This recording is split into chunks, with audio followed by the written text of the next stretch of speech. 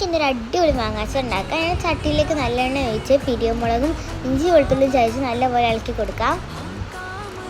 അതിൻ്റെ മുകളിൽ കുറച്ച് കറിവേപ്പില ഇട്ട് കൊടുക്കാം കേട്ടോ. അതിനുശേഷം അതിൻ്റെ ഈ ഒരു വഴി വയ്ക്കാകുമ്പോഴത്തേക്കും കുറച്ച് മുളക് പൊടിയും കുറച്ച് ഉലുവാപ്പൊടിയും കുറച്ച് കായപ്പൊടിയും ഇട്ട് കൊടുക്കാം കേട്ടോ.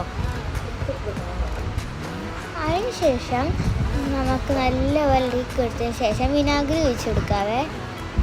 അതിനുശേഷം അതിനകത്തോട്ട് ആവശ്യത്തിന് ഉപ്പും കൂടി ഇട്ട് കൊടുക്കാം. നമ്മൾ അരിഞ്ഞ് വെച്ച മാങ്ങയും കൂടി ഇട്ട് കൊടുക്കാം കേട്ടോ. അരിഞ്ഞ് ഉപ്പിട്ട് വെച്ച മാങ്ങയാണ്. ശേഷം നല്ലപോലെ ഇളക്കാം. മുളക് പൊടി ഇച്ചിരി കുറഞ്ഞാൽ ഞങ്ങൾ കുറച്ചും കൂടി മുളക് പൊടി ഇട്ടിട്ടുണ്ട്. നിങ്ങൾക്ക് എത്ര എരിവ് വേണോ അത്രയും മുളക് പൊടി ഇട്ടാൽ മതി. എല്ലാം ട്രൈ ചെയ്ത് നോക്കി. ഇത്ര നമ്മൾ വീണ്ടും വരുന്നതായിരിക്കും.